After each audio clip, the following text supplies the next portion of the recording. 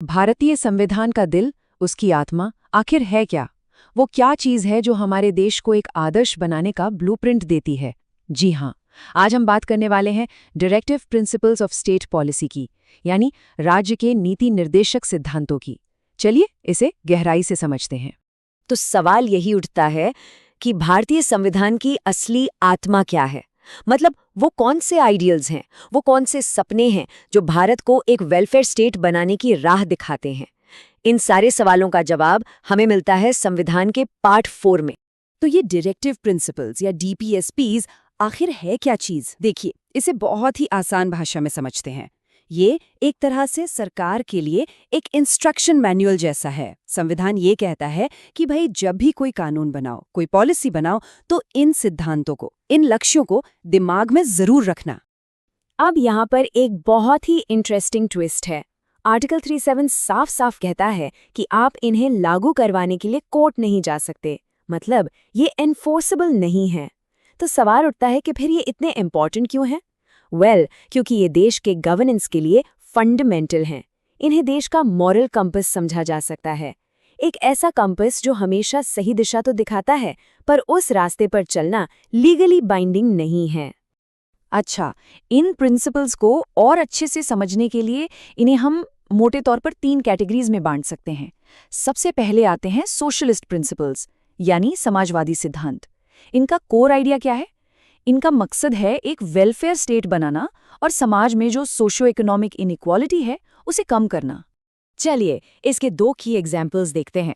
Article 38 कहता है कि स्टेट एक ऐसा सोशल ऑर्डर बनाएगा जहां सबको सोशल, इकोनॉमिक और पॉलिटिकल जस्टिस मिले। और फिर आता है आर्टिकल 39।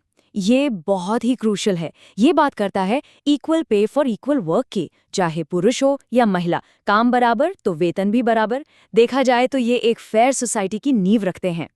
इसके बाद हमारी दूसरी कैटेगरी है गांधीयन प्रिंसिपल्स। जैसा कि नाम से ही जाहिर है, ये वो सिद्धांत हैं जो सीधे सीधे महात्मा गांधी के विचारों से इंस्पायर हुए हैं। गांधी जी का सपना था एक ऐसे भारत का जहां असली ताकत गांवों में हो, आम आदमी के हाथ में हो। इसी सोच को आगे बढ़ाता है आर्टिकल 40, जो कहता है कि गांव-गांव में पंचायतें बनाई जाएं, सेल्फ गवर्नमेंट के यूनिट्स के तौर पर। ये गांधी जी के ग्राम स्वराज का ही तो सपना है। और फिर आर्टिकल 43, जो रूरल एरियाज में कॉटेज इंडस्ट्रीज को प्रमोट करने की बात करता है, ताकि हमारा ग्रामीण भारत सेल्फ सफिशिएंट यानी आत्मनिर्भर बन सके।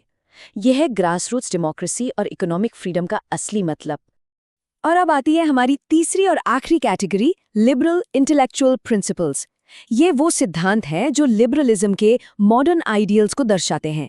इनका गोल है भारत को एक रैशनल, मॉडर्न और प्रोग्रेसिव देश बनाना। इसके भी 2 पावरफुल एग्जाम्पल्स हैं।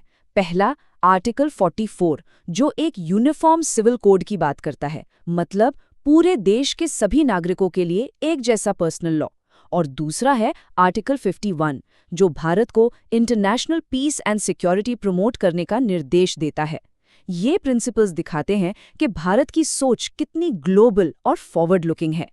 तो ठीक है, हमने ये सारे प्रिंसिपल्स तो समझ लिए, पर क्या ये सिर्फ कॉन्स्टिट्यूशन की किताब में लिखी अच्छी अच्छी बातें हैं या इनका असल में कोई इम्पैक्ट हुआ है? बिल्कुल हुआ है।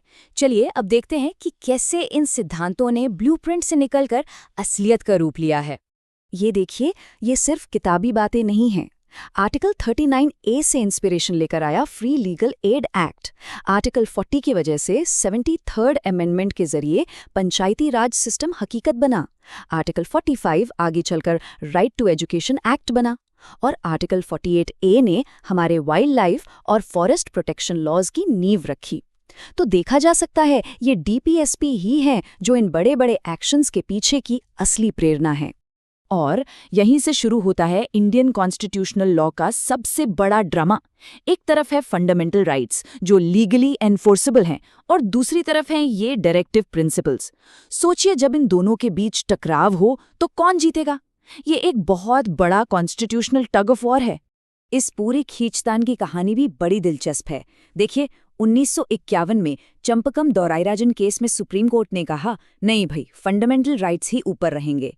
1967 के गोलकनाथ केस में भी यही बात दोहराई गई, लेकिन फिर आया 1973 का हिस्टोरिक केशवानंदा भारती केस, जिसने बेसिक स्ट्रक्चर डॉक्ट्रिन का कॉन्सेप्ट दिया, और आखिरकार 1980 के मिनर्वा मिल्स केस में एक फाइनल बैलेंस बनाया गया।